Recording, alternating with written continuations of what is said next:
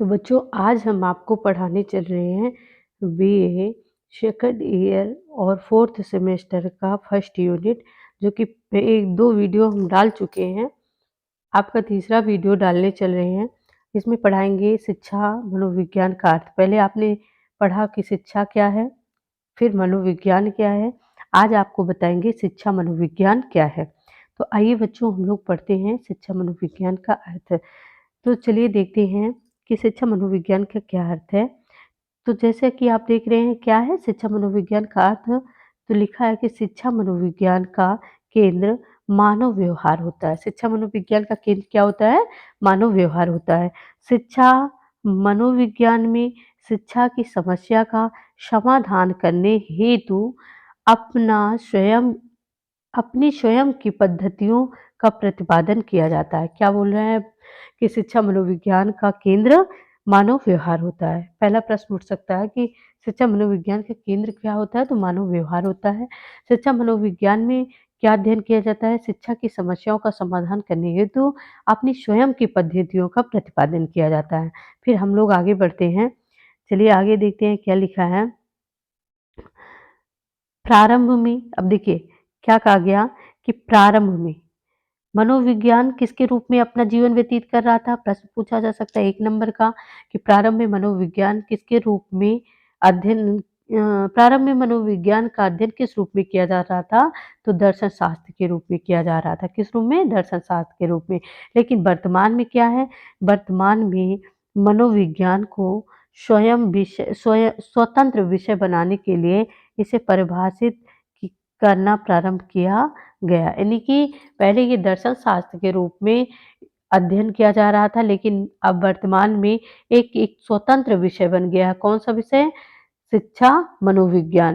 पहले ये मनोविज्ञान दर्शन शास्त्र की एक शाखा था, लेकिन आज मनोविज्ञान एक पूर्ण स्वतंत्र विषय बन चुका है और इसे विद्यालयों में क्या होता है? पाठ्यक्रम के रूप में लागू किया जाता है। आइए आगे हम देखते हैं कि शिक्षा मनोविज्ञान आप देख रहे हैं। शिक्षा मनोविज्ञान साइकोलॉजी शब्द की उत्पत्ति गैरेट के अनुसार ग्रीक या लैटिन भाषा के 2 शब्दों से हुई। जैसे आप जानते हैं कि शिक्षा मनोविज्ञान का अंग्रेजी शब्द है क्या? साइकोलॉजी। साइकोलॉजी शब्द की उत्पत्ति किसके अनुसार? गैरेट के अनुसार। किसके? गैरेट के अनुसार ग्रीक या लैटिन भाषा के 2 शब्दों से हुई।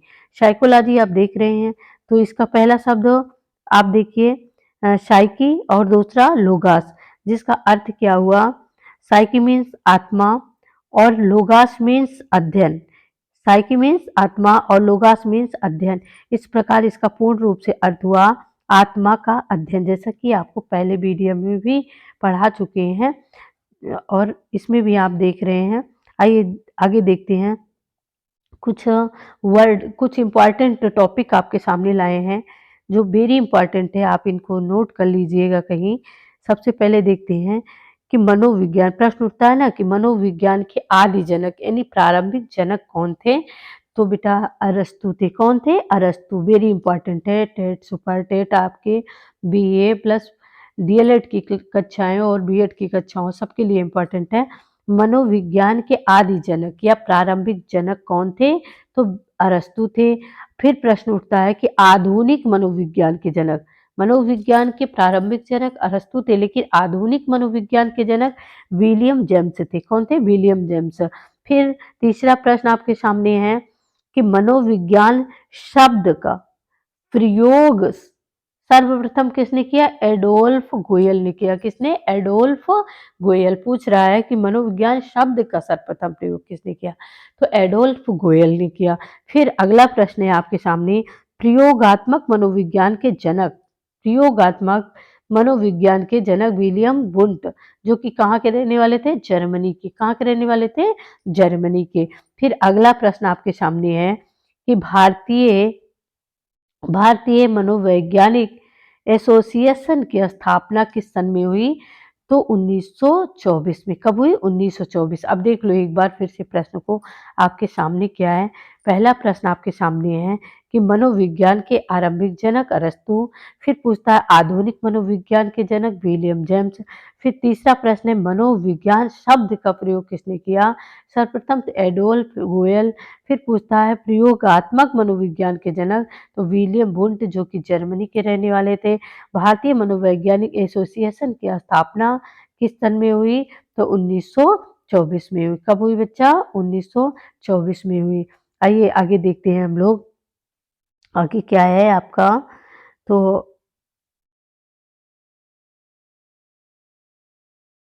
फिर आप आइए हम लोग पढ़ते हैं।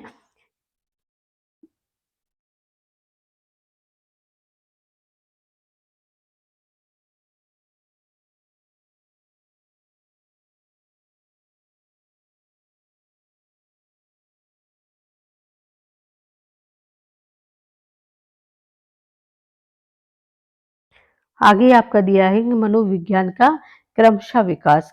मनोविज्ञान का क्या बच्चा? क्रमशः विकास।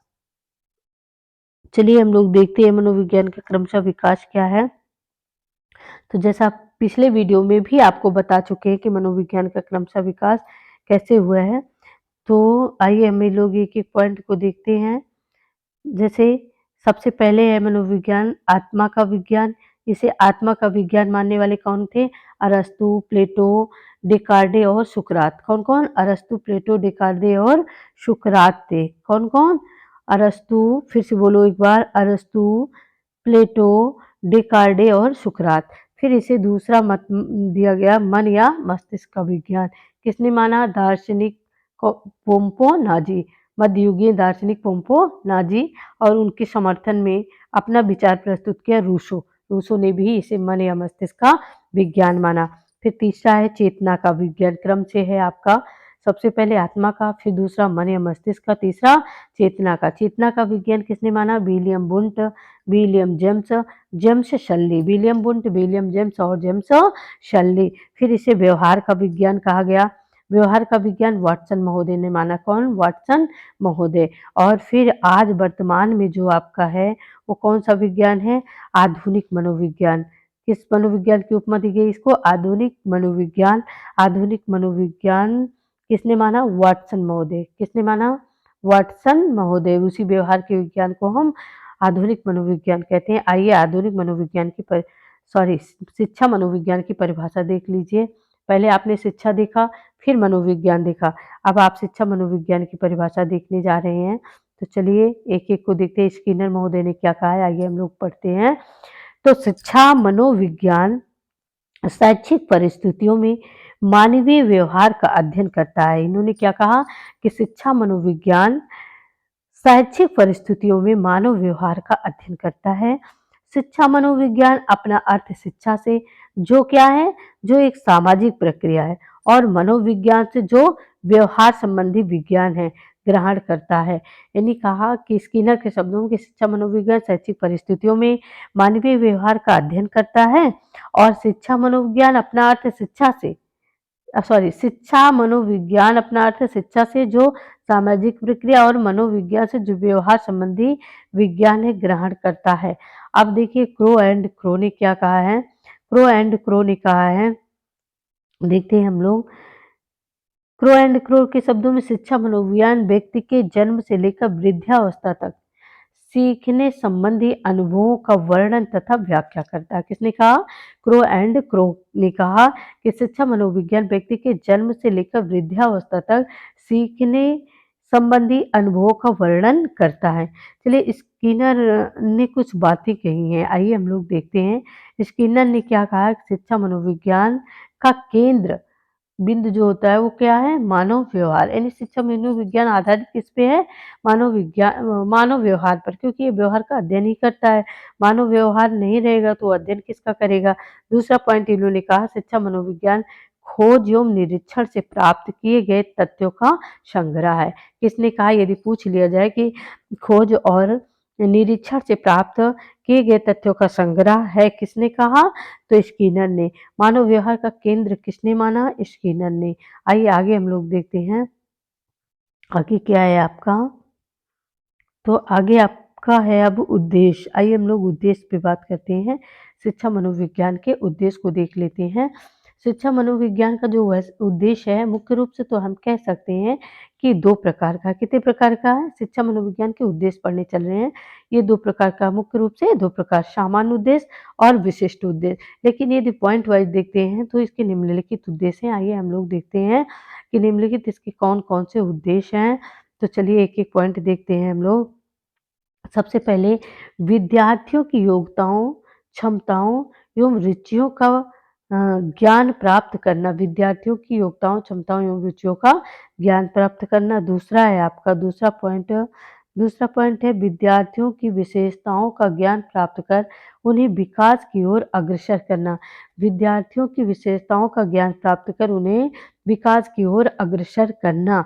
फिर है विद्यार्थियों हेतु शैक्षिक एवं व्यावसायिक निर्देशन की योजना में सहायता करना। विद्यार्थियों हेतु शैक्षिक एवं व्यावसायिक निर्देशन की योजना में सहायता करना। फिर अगला पॉइंट है आपका शिक्षण सिद्धांतों, विधियों, अधिगम सामग्री को अध्ययन एवं अधिगम सामग्री को अध्ययन एवं उनमें सुधार करना। फिर 5वां है आपका कि विद्यार्थियों के सामाजिक कार्यों में सहयोग प्रदान करना सॉरी। अध्यापक को 6ठा है आपका अध्यापक को अपने विषय वस्तु के चयन करने का दिशा निर्देश करता है। कौन करता है? शिक्षा मनोविज्ञान। आइए आगे हम लोग देखते हैं। अब अगला आपका पॉइंट है प्रत्येक छात्र को उनकी व्यक्तिगत विभिन्नता के अनुसार शिक्षा प्रदान करना। किसने कहा है? किसके अनुसार है? शिक्षा मनोविज्ञान के आधार पर। तो ये आपके उद्देश्य रहे। फिर हम अगले वीडियो में आपको मिलते हैं।